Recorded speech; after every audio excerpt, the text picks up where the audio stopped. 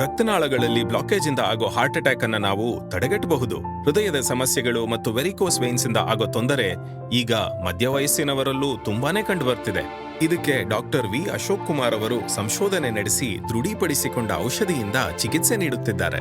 ಇವರು 18 ರಾಷ್ಟ್ರೀಯ ಪ್ರಶಸ್ತಿಗಳು ಹಾಗೂ ವಿಶ್ವದಾದ್ಯಂತ ಅನೇಕ ಅಂತಾರಾಷ್ಟ್ರೀಯ ಪ್ರಶಸ್ತಿಗಳಿಂದ ಸನ್ಮಾನಿತರಾಗಿದ್ದಾರೆ.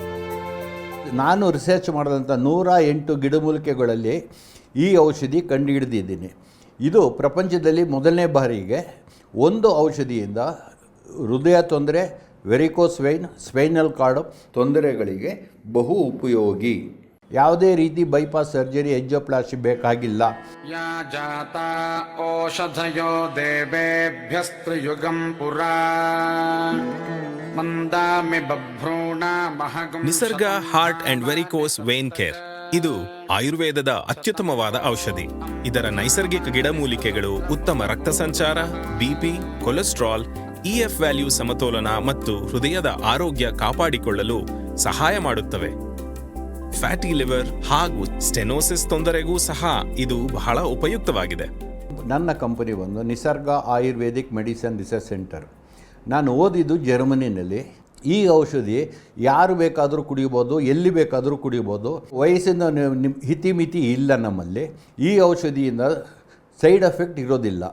ಕಾಡುಗಳಲ್ಲಿ, ಬೆಟ್ಟಗಳಲ್ಲಿ ಓಡಾಡಿ ತೊಗೊಂಬಂಥ ಔಷಧಿಗಳು ಇದು ಸಂಪೂರ್ಣವಾಗಿ ಗುಣಮುಕ್ತವಾಗಿದೆ. ನಮ್ಮ ದೇಹದಲ್ಲಿನ ರಕ್ತದ ಹರಿವು ಪ್ರತಿಯೊಂದು ಚಲನೆಗೂ, ಹೃದಯದ ಬಡಿತಕ್ಕೂ ಶಕ್ತಿ ನೀಡುತ್ತೆ.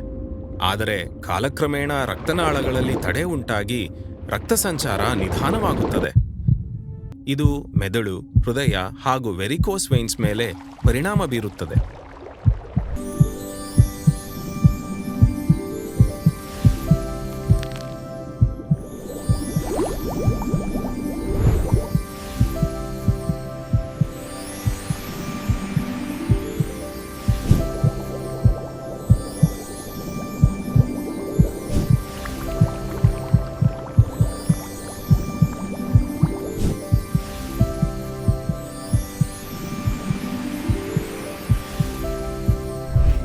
ನಿಸರ್ಗ heart and varicose vane care ಔಷಧಿ ದೇಹದ ಎಲ್ಲಾ ಕಡೆ, ಅಂದರೆ ತಲೆಯ ನೆತ್ತಿಯಿಂದ ಕಾಲಿನ ಹೆಬ್ಬೆರಳಿನವರೆಗೂ ಸಂಚರಿಸಿ ದೇಹವನ್ನು ಪುನರ್ಚೇತನಗೊಳಿಸುತ್ತದೆ.